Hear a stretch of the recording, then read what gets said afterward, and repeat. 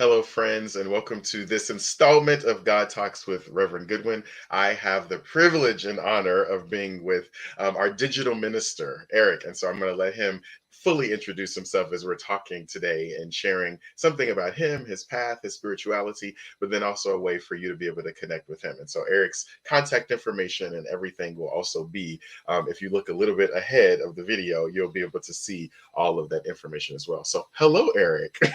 Hi, how are you? How are you, Reverend I'm, Goodwin? I'm I'm doing well. I'm so glad that you are taking some time out of what I'm sure is a very busy schedule to help the conference get to know you a little bit more. But this also so that we can continue to ground ourselves. One of the things I really appreciate is that yes, you are the digital minister, but I also think of you as really part of the ministerial staff of the conference Mhm. and the ways in which you have leaned in to digital ministry. I just want to say it is with that pastor's heart and intention. And so really grateful that you bring your ministerial standing along with you, though, of course, we're still working on the UCC part of that.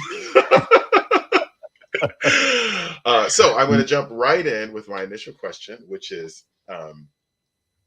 Reverend Eric, tell me, how might someone who is close to you describe who you are? And you can choose, that can be your husband, it can be somebody else in your life, but how might they describe who you are?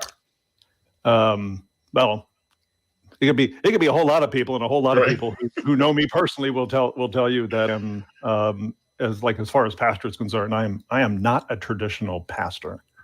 And I think in general, I'm non-traditional, in many ways, but at least in the pastorate, I tend to do things a little differently. I'm your digital minister. I'm the digital minister of the conference. So then there was one big reason right there. I've always been interested in the intersectionality of where people are and where the church is, and how to bring those two together, either in partnerships or in in a myriad of different ways, So I'm a big believer that that every church is and some would say, a missionary outpost. But I say that every church is a community outpost. So I'm not traditional in so when I see community groups, if I drive around town, like I'm from Somers, Connecticut, if I drive around town, I often wonder how can the church not only engage with folks, in a religious sort of way, but how can the community, the larger community, whether that's, again, I'll use my case, either in, Somers, East Longmeadow, Enfield, how can the church, and again, church broadly, how can the church offer to be the church in non-religious settings, So how can we welcome a community group? How can we welcome, poetry slams? Just fill in the blank, So I think so when you have that mindset,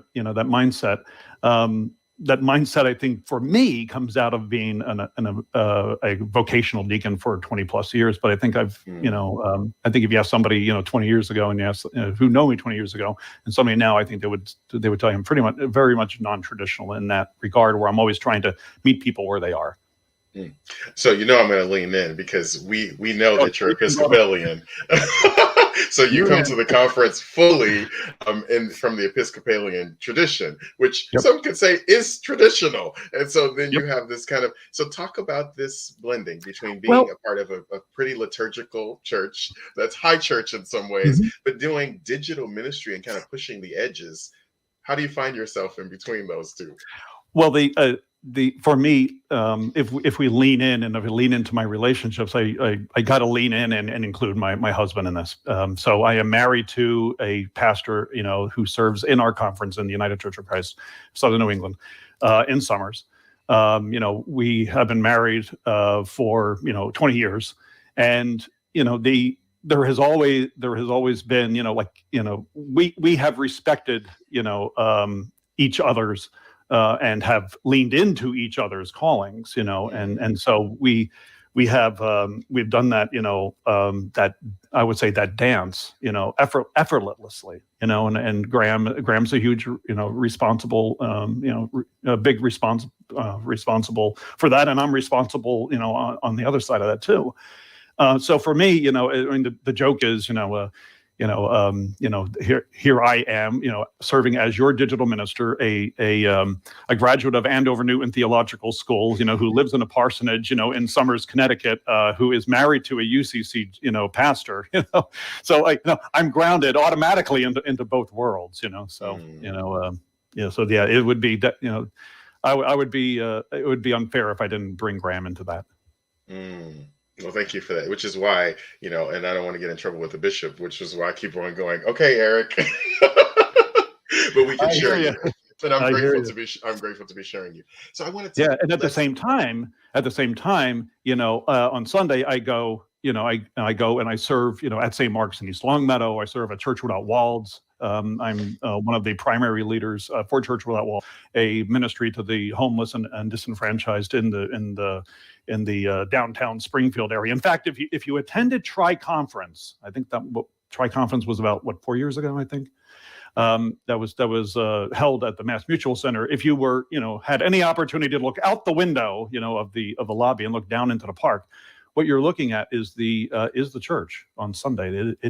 That's the space that Church Without Walls occupies, at noon. And we have a few pastors, Pastor Marisa from First Church of Christ in Longmeadow, Pastor Chip from Wilbraham United, my husband, so there's many. There's the pastor in South Congregational Church, in Springfield, Mass. So it's Church Without Walls is actually a united. It is I would even go as far as say it's a federated church consisting of both UCC pastors and Episcopal pastors. What I was going to say is part of the beauty, I think, of you serving as the digital minister within your own ministry is I think it really does help the Southern New England Conference literally manifest its commitment to ecumenism. Right. I think what we're recognizing in this region is that we really don't move forward without one another. And you're really the manifestation of that, literally, because our Episcopalian friends, I like to say, they're lending us you. But I also know that we are gaining so much because of the partnerships and relationships you've had with that. So I want to talk about this notion of a church without walls. And in many respects, Eric, you are creating a call to ministry that some might say is without walls. I mean, this sense of digital ministry is without walls in a lot of ways, I hope. Talk to me about how have you found yourself using your call and your vocation in this way? What were the seeds? What were the things that kind of invited you to this? Well, I think for me, I had to go back to my childhood, really, if I'm being honest with myself, and focus on and really, kind of lift up the community at St. Hedwig's in North Trenton, New Jersey. So it's a Roman Catholic church. St. Hedwig is a Catholic saint. So I, from that alone, I did grow up in a uber Catholic household. And my grandmother was very much part of my responsible for the formation in my formative years. To kind of kind of form me spiritually. And so St. Hedwig's was that place. I mean, St. Hedwig's was the place that welcomed the stranger. It welcomed the immigrant. Particularly the Polish immigrant and Romanian and Ukrainian immigrants. So, as I'm there, I'm standing or sitting next to my grandmother, I can clearly remember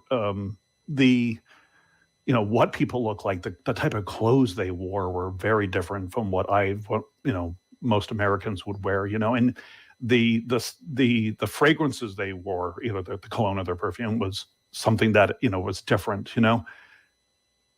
Most folks didn't speak English, so the church was a bilingual church. It was definitely a church that was Polish and English. So things were long. things went very long. I mean, in a typical Catholic homily of 10 minutes would be 20.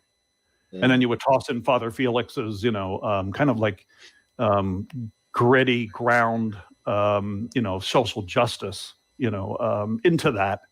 Things, I was one of the Catholic kids growing up, who was used to 20-minute sermons, So, it was, it worked both ways. But for me, the image of God that was portrayed and was uplifted of a God of social justice, a God who cares enough to surround you with love and surround you with safety as as people were leaving Soviet bloc, Poland, and if you focus on the people, and then the church very much had its range of visitors during the years. I mean, Lech Wałęsa, who was the Solidarity movement, and one of the leaders in Poland of the Solidarity movement, visited a few times. I remember those because it was like a big deal. Like you couldn't get a seat in the church, that kind of thing, and really uplifted folks who were fighting for justice, fighting for walls too, in a multitude of ways, especially if you kind of look at what's going on in Ukraine now, but trying to bring down those walls, whatever those walls were, it would just all of that opening and revealing of God's presence like that was very much uplifted, and in fact to a point where the church installed on the front lawn a statue of Father Jerry Populuszko, who was also worked in the Solidarity movement with Lech Wałęsa, Catholic priest, who was on everybody's radar and really spoke to the people in Poland, helped the people of Poland, and the government kind of got tired of Father Jerry, and Father Jerry was martyred. So it was that sort of thing, and that was actually a statue of Father Jerry and a picture of the front lawn of the church. So that's how far this, social justice kind of went, and so of course, when you talk about the, and recollect on the current events, all of that kind of floods back, and which wasn't too hard, to prepare for this, so. I'm curious about your call to ministry, because I think you were giving us a snapshot of sort of this environment that you're being formed in, that you're seeing these things, but then somewhere along the way you felt that it's you're being called. Well, tell us about that. as a 12-year-old gay kid standing next to his grandma, in church, I learned that not only am I safe, not only am I am I being uplifted? Am I being, called to be who I am? Especially in the 1980s when that wasn't that easy to do. Then for me, again, it was. I can't. There's not a specific pinpoint instance when this happened, but then I realized that I could help others too, and it was definitely from that community. So. And so I did answer the call. Answered several calls really. My first attempt at answering the call, and again, I think you keep everybody as we move, we continually answer the call. As we listen to God. But the first time that I kind of put faith forward was answering the call to be in monastic community and serve the people of Washington D.C. in the Franciscans. Yeah, and of course that was it was that first place where what I learned at St. Hedwig's and what I knew and kind of brought forward from St. Hedwig's that I felt in my own heart, as a gay man. I met that face to face with the institutional Catholic Church, and realized after several months that I could not remain in that order. And then through two friends two friends who I worked with invited me. So there's that invite to church. Two friends invited me to come with them to a Sunday service at a local Episcopal church in Ewing, New Jersey, which was like, okay. And of course, there was this tag, like, we'll go to IHOP later, you know? So that's always with me. You always got to have the food, you know? And then when I, just I could remember screenshots that I won't bore you with now, but out of my mind of that first time I set foot in that church, and I'm like, wow, you know. So that a lot of those things that I wrestled with, in monastic life, discerning that part of my call was, these were things that were like, wow, okay, we moved ahead, 20 steps, so, So then, let's jump a little bit ahead. Sure. Oh, How yeah. does this a Catholic boy who finds himself in the Episcopalian Church end up at Andover, Newton? Make that connection for us. Well, myself and my husband moved here from New Jersey so that Graham could answer a call to serve a church in Somers, Connecticut. And of course, I had been in conversation with folks, spiritual directors that I had in New Jersey, trying to, I've been serving for about 5 years at that point, 5 years serving as a vocational deacon in an ordained capacity. And I felt the call to priesthood. Mm. And so I was kind of testing things out. So I remember approaching Gordon Scruton, the bishop prior to our current bishop, Doug, and said, I'd just like to take extra classes, like I'd like to take preaching classes so I can preach better as a deacon. I'd like to take, gave him a whole list, And so I started, my journey at Andover Newton. And by the second semester, I'm like, okay, I better start listening to this call, this other call that, that I should be answering, and should be, really wrestling with, And so I made the decision, I believe it was the end of my first year, beginning of my second year. So that'd be 2013. So I was a commuter student, at Andover. I was on the eternity plan as I kid folks about, they're like, how long were you in Andover? I'm like, you don't want to know, So, I took that time to then, to apply for postulancy, or as in the UCC, using a UCC term, to be a member in discernment. And I'm at this junction. I got a couple more steps, a couple of small steps to go to, and I with God's grace, I'll be ordained as a priest.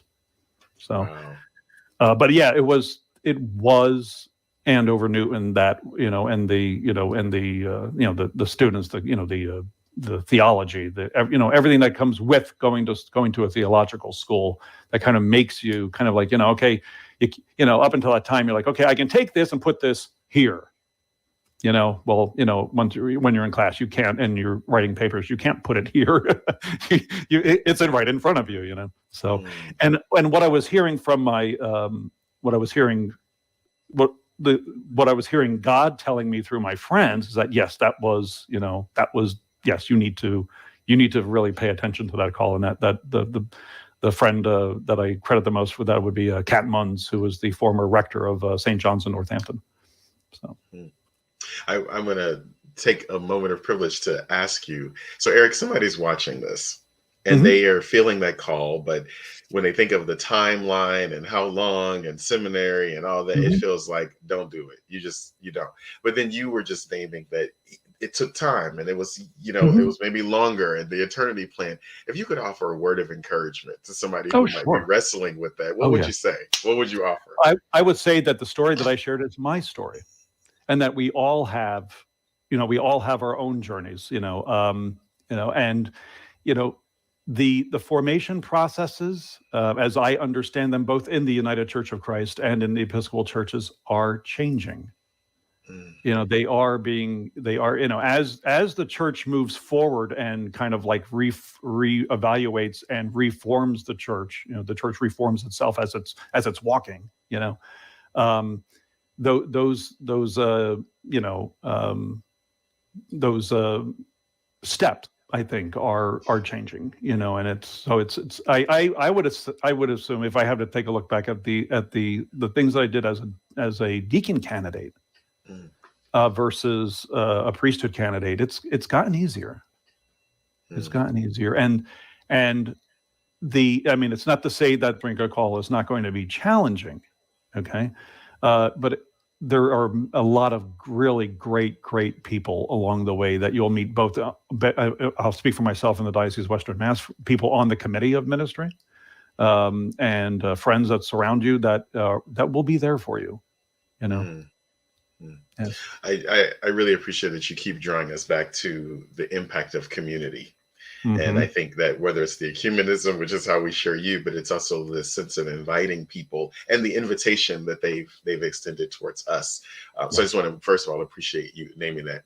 Mike, I have a question for you about I want to go back just for a second to your monastic experience. One of the Mm-hmm. things that's moving here in Southern New England, but in the United Church of Christ, is this invitation to be contemplatives in action. And so I'm just curious if you would say a little bit about the impact, the value in your own spirituality for that contemplative practice and Yes. discernment.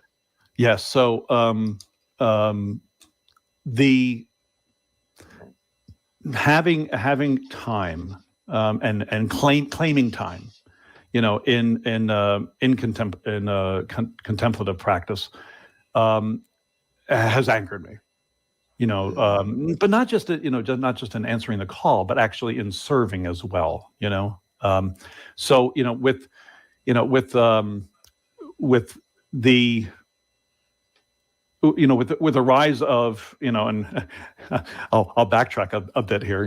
Even with the rise of everything digital. In a time when you can pull out your phone and it's full of everything.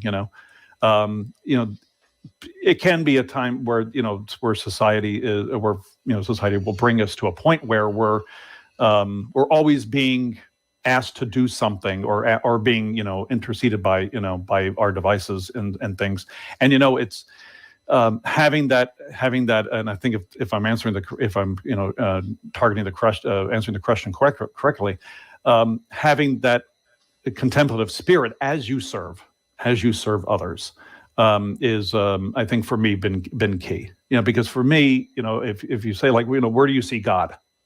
Where do you see God? How do you define God? I'm like, I go back to an image of the annual jubilee of, I think it's the 27th annual convention. So think General Synod in 2000 of the Episcopal Church in Philadelphia. And and I wish I had a picture to show you.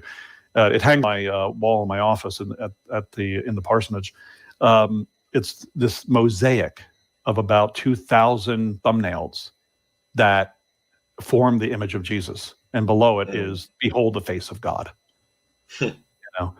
So if I keep my mind on that, we encounter God in everyone we meet along the way, and then knowing, especially in the diaconal sense, when we serve, we are serving with intentionality. It's really it makes a big difference. It makes ministry joyful. And and not to put the burden of this question on your shoulders, but like just take a stab at it. You are in the middle of this transformative moment in the life of the church, the reforming in some ways. Can you say a little bit about, from a digital presence perspective, where, if you were to take a gander at this, where do you think we're going? I mean, because some people want to think, oh, well, we're going to just go back. Other people think, no, this is the way we're going to be now. Right. But from a person who's in this day in and day out and working with our churches, where do you see the church from a digital presence perspective going? So we're kind of in the endemic stage of the pandemic, right?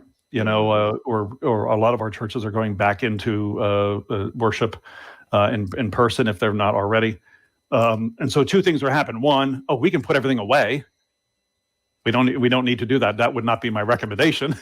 And the second is, okay, how can we take what we have and go and answer a call to the next in our next chapter in the life of our local church? And I think that's the changing dialogue that that's happening now in the digital ministry office here in the conference. And there's many that are many churches that are answering that question, or asking that question. And so I think, simply the future has three things in mind. One, that digital is not simply offering your worship service on Sunday morning and then kind of walking away from digital ministry for the week. Kind of, because in that form you're like a megaphone, and so I think the second thing that we're called, sure, continue to offer your church services online, but also when you're in that online place and in that space, ask yourself, how am I building community in that space? So whether that's on Zoom, whether that's on YouTube, whether that's on Facebook, whether that's in VR. So the third thing is VR. I think the virtual reality, or what has been coined recently as the metaverse. So I think there's an intersectionality that is happening in the metaverse right now. There's a few churches, not too many churches, but there's a few churches out already doing that. So I think the question that as we stand here, at this time, when this goes live, right? As we stand here and we're having this conversation, when we're looking at what we did before, and we're looking ahead at what's coming, and what we could be doing. And I think building community with the folks online.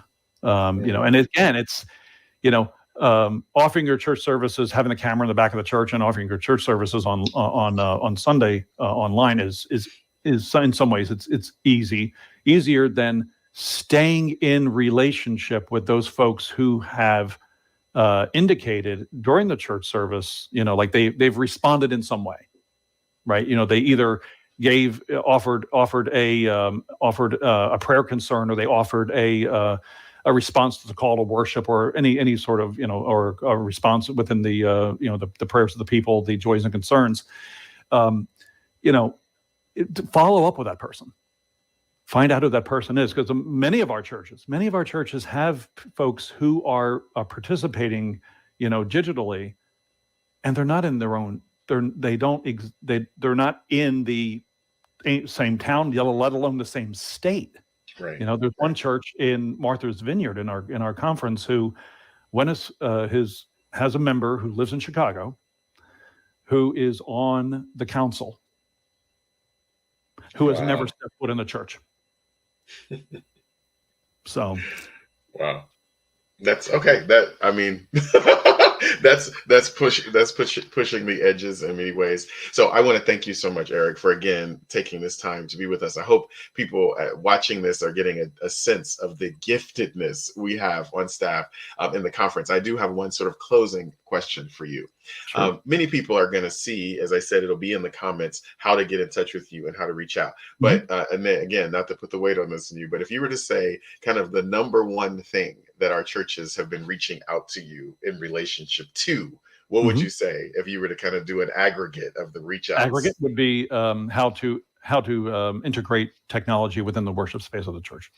That's number one. Number two would be website design and website maintenance. Because again, the website is your public facing form of the church. And it's especially important when you have visitors or people who are visiting visitors or people who are relocating to your community. So website design would be the second, and the third is that question that I posed before. Like where do we go from here? Well, friends, this is again Eric Elley, who's the digital minister for the conference. I invite you to come and grow with us in Southern New England. Check out the Phyllis Wheatley innovation here at the conference, because the Phyllis Wheatley Fund is what helps us to do creative and innovative things. I'll say I really appreciate your presence, and I hope the folks watching this really engage you. I'll give a quick testimony. So Sunday I was in Alabama because I just finished preaching the Southeast Conference conference ministers installation service. And I really wanted to be present in one of our churches before I went to the website. And I have to admit, it took me probably 30 minutes to find a church whose service I could find, be a part of, Mm-hmm. and be present. And some of it was the church would have on their website, we have a virtual service, but I couldn't find it. Or they would say the Facebook page wasn't integrated with this, or it was going to be a service that wouldn't be available until Monday as opposed to Sunday. So I really do think, I just named the interest in the investment in digital ministry, the presence of it to use you as a resource to ask some of those critical questions. I think it's imperative because I ultimately did find a congregation and I was able to worship on the Cape this weekend, and it was fantastic. And I felt so blessed before I jumped on that plane. And there are people throughout our world who are looking for that moment to just get something new and fresh and be invigorated. And you're really here to kind of help that brainstorming and that visioning. So I invite our churches to click on the link, find out more about you, to send you an email. Not that you already have thousands, I'm sure, but this is a way that I think they can connect with you. So thank you for your presence and using your gifts and your talents to walk alongside this growth narrative in the Southern New England Conference. Appreciate you, brother. Thank you.